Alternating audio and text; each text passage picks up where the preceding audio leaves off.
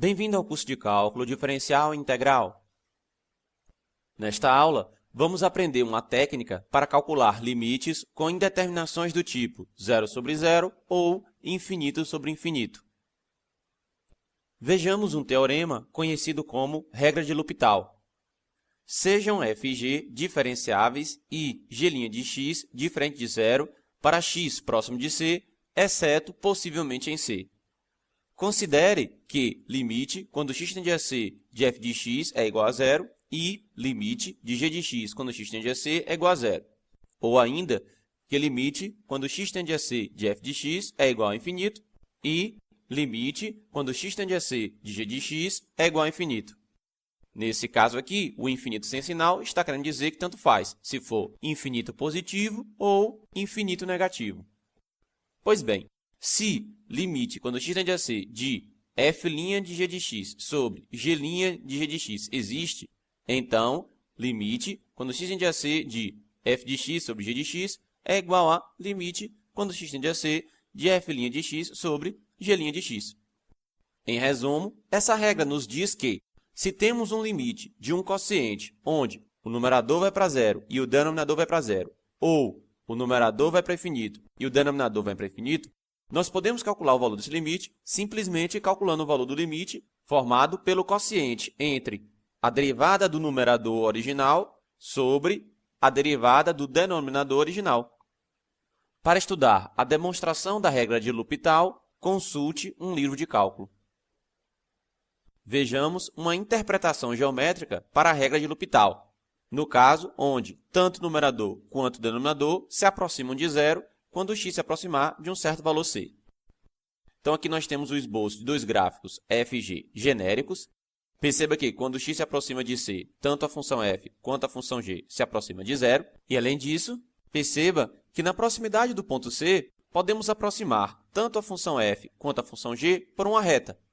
Nesse caso, pela reta tangente ao gráfico de cada uma dessas funções no ponto c. Desse modo, nós vamos obter que o quociente f de x sobre g de x será aproximadamente igual a f' de c que multiplica x menos c, que é exatamente a equação da reta tangente ao gráfico de f no ponto c, sobre g' de c que multiplica x menos c, que vem a ser a reta tangente ao gráfico de g no ponto c. Quando avaliarmos esse quociente para x próximo de c, perceba que no final sobra apenas f' de c sobre g' de c. Vejamos um exercício. Calcule limite quando x tende a 1 de ln de x sobre x menos 1.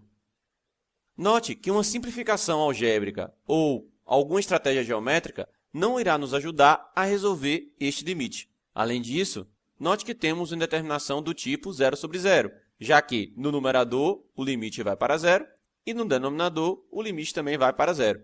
Aplicando a regra de L'Hopital, nós vamos ficar com limite quando x tende a 1 de ln de x sobre x menos 1 vai ser igual a limite quando x tende a 1 de derivada de ln de x sobre derivada de x menos 1. Ora, a derivada de ln de x nós sabemos que é 1 sobre x. E a derivada de x menos 1 nós sabemos que é 1. Portanto, no final, nós vamos ter limite quando x tende a 1 de 1 sobre x dividido por 1. Ora, mas isso vai ser limite quando x tende a 1 de 1 sobre x. E quando x se aproxima de 1, no final ficamos com 1.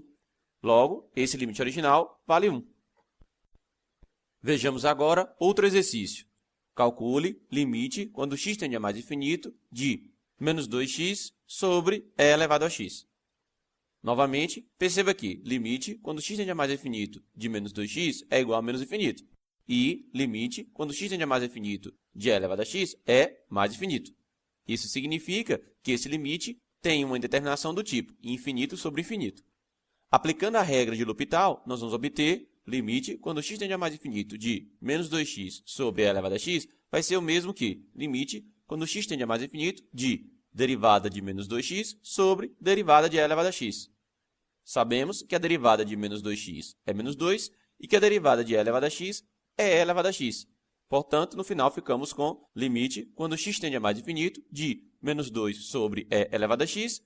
Se x vai para infinito, esse denominador vai para infinito e esse numerador é uma constante, portanto, no final, o resultado disso aqui vai ser zero. Um outro exercício. Calcule limite quando x tende a zero pela direita de x que multiplica e elevado a 1 sobre x.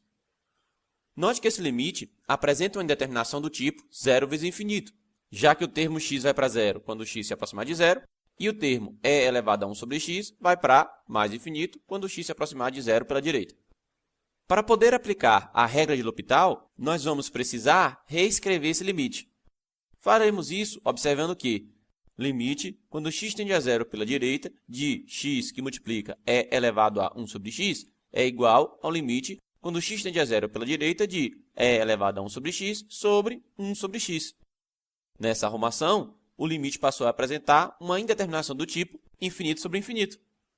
Portanto, podemos aplicar a regra de L'Hopital.